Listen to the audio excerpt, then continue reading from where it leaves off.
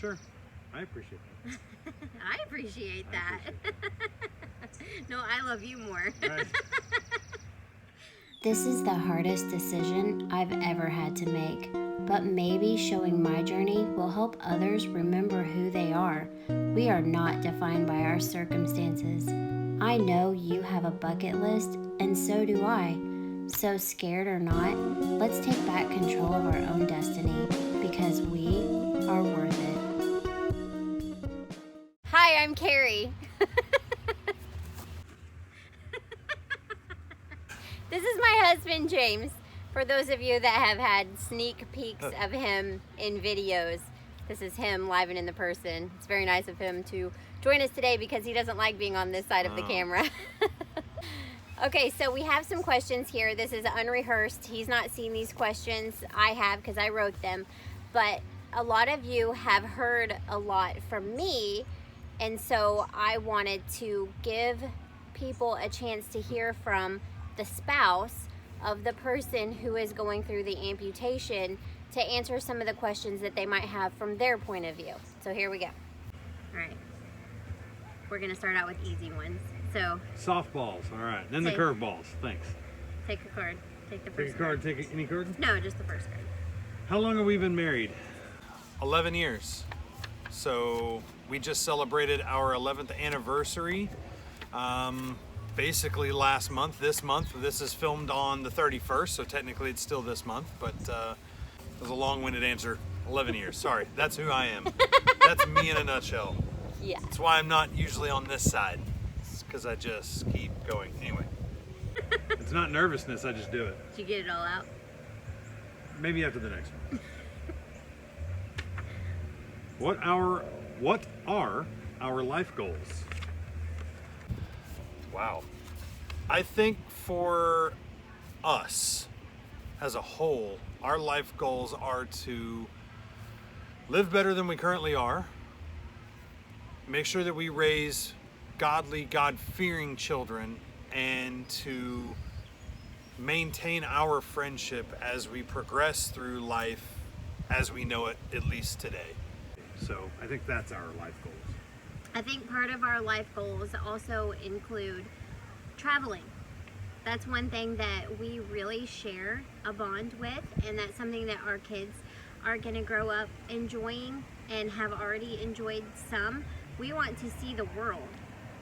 I think one of the reasons that we are sitting here today at this decision is our trip to Italy. We have had that as number one on our bucket list for 10 years. Right. And we took that trip. It took us 10 years to save for it. And we went, and my foot ruined it. Almost completely ruined it, but I was able to push through and just say, it's just pain, I'm going. It doesn't matter. We're gonna go see the Roman Colosseum. We're gonna go see that cool thing over there, the aqueducts or whatever. I was eating, what are those called? Hydrocodone? Yes. Like candy, because I was in so much pain. And I never take pain medicine at all. That's not a question in here, but I do not live on pain medicine. I don't even take Advil or Tylenol or anything like that. I just minimize my activity. And in Rome, I couldn't, and I felt like I was holding him back. So as soon as we got back from Rome, that's when I said, I'm done. I'm not living this way anymore. It's getting worse. It's not getting better. I'm done. You didn't ruin the trip. Good, thank you. The worst part about the trip was the flights. So Yeah, those were bad. those were rough. Okay. So you're choosing for me? I'm just- No, I have them in an order. What do you do for a living? What do I do? I am a fastening and protection field engineer for a global organization. So that's what I do. Short and sweet. What is your favorite thing about each other? Wow. How wonderful she is, how caring she is. That's my favorite thing about her. That's what drew me to her when I first met her, was her ability to be so selfless. So my favorite thing about her is her selflessness. Thanks. You're welcome. My favorite thing about you is that you are always able to adapt. So when life throws these major curveballs at us, you're always able to take a step back and see not only what you would prefer, but what everybody else would prefer, and adapt yourself to fit the whole, which also would be labeled selfless. And In a roundabout way. yeah, Sure. I appreciate that. I appreciate that. appreciate No, I love you more. Right. He wasn't always like that. No. He has had to overcome major obstacles along the way. I'm an only child.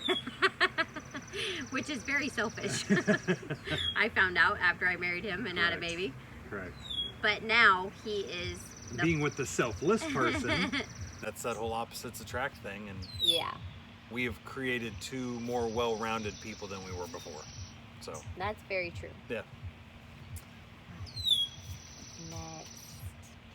they're getting better. I'm more juicy, meaning. When I first brought up amputation, did you think we would be here? Here where? Not in Virginia, but did you think we would actually be going through with it? No. I was opposed to it. Oh, you were? Yeah, of course, in the beginning. You act surprised at that. I guess I don't remember. It's been so long ago. When this first all came up, I was pro surgery and pro correction and repair. To not want to take those actions, to me, to fix and repair was frustrating. So now, as far as the amputation goes, how did we get here? It's a lot of conversation between ourselves, but also with doctors, and understanding that this is not actually the worst case scenario. Amputation nowadays, with the medicine and the technology and the prosthetics that they have and the doctors and the understanding, is way more advanced than a lot of people give credit.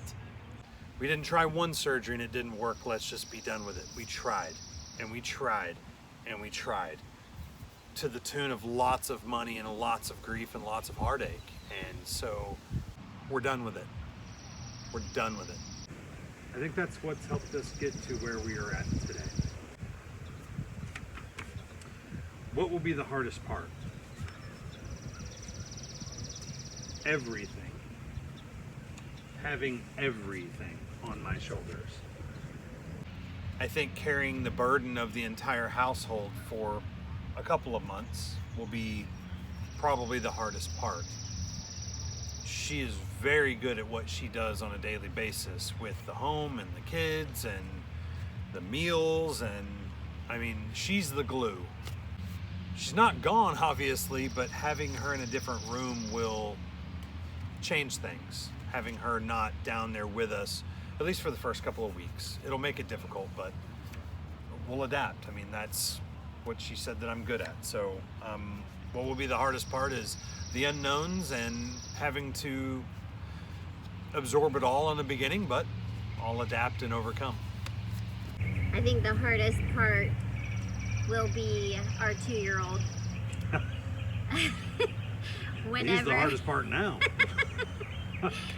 Not only do we have a 2-year-old, which is a hard age, we have a hard kid who's a 2-year-old. So I think from somebody who's used to being gone all day, he's an incredible dad, but now he has to be a stay-at-home mom, and that's a whole different set of rules. So let's see how this goes. I think that will be the hardest part. What will this channel talk about post-amputation? That's more for me, I think. What will this channel talk about post-amputation? This channel will talk about all of the fun things I get to do after amputation. All of the list that we can't do right now. The zoo, the CIA and FBI tours, the Pentagon tour, seeing the Declaration of Independence. That's all, you know, here. But we have a big Alaska trip planned. We have an Egypt trip planned. We have a Mexico trip planned to go visit the kids that we support in Mexico. So all of those things are going to be on this channel to not only prove to myself, but maybe some at home to inspire that just because you have limb loss does not mean you are limb loss. You still have this beautiful world at your fingertips, and that's what I hope to show. I was going to say the same thing. Is what will we talk about on this channel post-amputation is everything as to why we're doing the amputation. Right. That's what we'll talk about next. So yes, everything that we have gained, and also all of the hardships too. Sure. Because life is not just roses and rainbows. what does this look like when we are 80? I don't know what we'll look like when we're 80. I don't know. I don't know what this looks like when we're 80. Some people when they're 80 are crippled. People might say that she will be crippled at 38, but the reality of the situation is I think it just is what we make it. So what does this look like when we're 80? I think just more so says more well-rounded, more adventured, more traveled, more diverse, and more versed in understanding different things. We will have been through something that not many people have to go through. And at that point, gosh, that's 40 years from now. So our oldest child will be older than us by the time we're 80. And so, you know, there's no telling what it looks like for them, but I don't know. I guess the story will continue to unfold. I love that answer. I love that we will be, we'll have all these tales to tell our grandchildren, that our kids will have had these wonderful adventures, that we will have these wonderful adventures, because my mind went more towards the physical aspect of, you know, will I be in a wheelchair, will I be crippled? But the reality of my situation is that is my reality now, and it'll be even more so in 2 to 3 to 5 to 10 years. So why not have the next 40 to have these wonderful adventures and let time worry about itself? that's right. Because at 80, people have been through this before, and that's another 40 years of technology. So I'll let 80 worry about itself. I mean, our day is going to come one way or the other. Yeah. But we'll meet our maker, so why Might as not well have enjoy it fun while we're doing doing it? I mean, what does this look like when we're 80? Hopefully extremely happy. Yeah. And looking back on this day like, gosh, we almost wish we would have done it 10 years sooner. I do, So, yeah. What is your biggest fear about the amputation? having to do it again, infection, pain, lots of pain for her after the amputation. I'm cutting a leg off. Will it hurt? I think that's a no-brainer, but we're obviously wanting to avoid phantom pains. And so I think my biggest fear is not that it won't fix what we're trying to fix, but that we may have to do it more than once. It's our hope and desire, and that's why we're going the path that we're going, that it's the least amount of bumps in the road ahead. But can anybody guarantee that? No. So I think my biggest fear is that this drags on a little further than we want it to. My biggest fear, Yeah, biggest fear. yeah, is that it won't work, that I'll still be in pain. But I'm in pain now, and I don't have another option right now. my biggest fear is infection and things like that, but I've taken drastic measures that won't happen. I have prepared my body for a year now, and I'll link that video above. I live a more holistic and paleo lifestyle so that my body has premium opportunity to heal without infection. I am thriving on the inside, and I expect nothing less of my leg. We're going to plead the blood of Jesus over it, and it is going to adapt and heal, and we'll be in Washington, D.C. quickly and without pain. What are you most looking forward to? That's a very loaded question. Having my wife back, having my friend back, having the children have their mother back, having my wife have her own life back. I think what I'm most looking forward to, the questions for me, is having her be able to be happy again. Happy chasing the kids, happy in the yard, happy walking through the grocery store not in pain an hour later. Being able to be somebody again, that the amputation will not make her who she is. She will get to make herself who she is after. And so that's what I'm most looking forward to. I love you. Love you too. What am I most looking forward to is all of those things. Getting life back, and I think I've been saying it more lately since we have decided and set a date for the amputation, but I say it all the time of, wow, look at them. I don't even know what that life looks like. Wow, these people get to take their dog and their kids for a walk. I don't know what that looks like. And I watch videos of people with their life back after amputation, and it makes me cry. So I'm looking forward to that a lot. Why would you cut off a perfectly good foot without trying alternative? It's not perfectly good. we went to a doctor in January of this year that told us everything was going to be okay with the fusion. Everything looked good. And so we sought out more advice in April of this year, and the doctor said, no, it's not ready for your normal fusion. We can try this special fusion where we use a cadaver bone, a hip ball, and put that in place. And that was drastic to us because it wasn't something that was tried and true. I was in the fusion court for a very long time. My mother-in-law can attest to this, and probably even my friends and other family, that I was for the fusion because at least that way they break the bone again, they fix her foot to 90 and screw it in place. And I even walked around in front of her as often as I could. Yeah, trying to convince me. With a fixed foot. Look, you can do this. Yeah. Look, you can do that.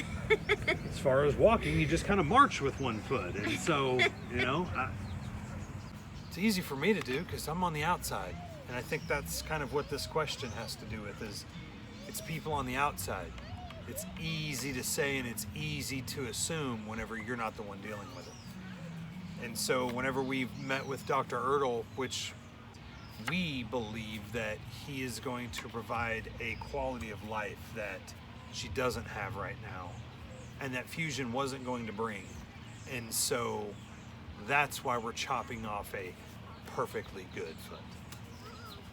One of the biggest... it's a dud. It's true. One of the biggest things people don't understand is that in order to have a successful fusion, you have to have blood flow in your bone. And because of all the trauma my bone has now gone through, I have very little blood flow. That's not true. I have about 50% blood flow, but it's continuing to get worse. And if he was to try to screw into that bone, it would chip off, it would not hold, and it might not be successful. the way that my husband's FMLA works, and possibly everybody's, is he can take off a certain amount of time, and there's such a long time to heal from fusion. It would be the whole 12 weeks. And then if it doesn't work, now I'm stuck non-weight bearing in a wheelchair, on crutches, on an iWalk for an entire year, trying to take care of kids, do homeschool, do all the things I normally do, which is a full-time, full load bearing job. We have to wait an entire year like that before he can take off work again to do now the inevitable amputation. It's not a perfectly good foot. We are cutting it off. The only troublesome part of this, not the only troublesome part, but one of them is this is our last opportunity to fix it, because once it's gone, it's gone. So I think that's one of the scary parts of this. But again, sometimes you just have to do things scared.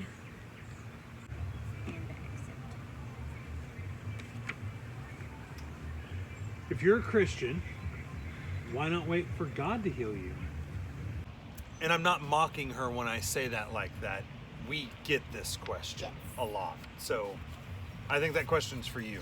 Yeah, I've been waiting to address this question. I am a Christian. I believe in healing. I've seen my own son healed miraculously. I've had friends who have been miraculously healed. I had a missionary come over to my house to pray with me and talk to me about being on the mission field and watching limbs grow out of people's legs. I believe in miracles. But here's what I also know, that my merciful God saved my life and owes me nothing. Just because I did something stupid, in my case, I did something stupid. This did not happen to me by someone else's fault. I did it. He does not owe me genie healing. I live in the greatest country in all of the world. I have the most wonderful insurance. God has blessed us immensely to be able to do this surgery. So when somebody asks me, why won't God heal me? He has provided everything I need. Finances, wisdom, guidance, the attitude adjustments when I need them. I am not alone in this. I know His hand is on it. I know His hand will guide the surgeons. And it's using wisdom when it calls for wisdom. When your child is sick, you pray over them, yes, but you also give them medicine. We would never deny our children medicine when they're sick. My foot is sick. I'm going to give it medicine. We're going to intervene. If God is going to heal my foot on His own time, the miraculous healing that would happen with my foot attached is the exact same miraculous miracle that would happen if my foot was to grow out of my leg. So until that happens, I'm going to cut it off. Because we have loved answering Signing off. your questions. We have loved answering your questions. And if you have any more for us, this has been kind of fun and enlightening, and it kind of solidifies our decision and who we are as people and the decisions that we make as humans and parents. If you have any more, please put them in the comments. We would love to address them, maybe in another video. Sure. Until then, I hope you guys have a wonderful day, and I'll see you on the next video. And thanks for being here. Absolutely.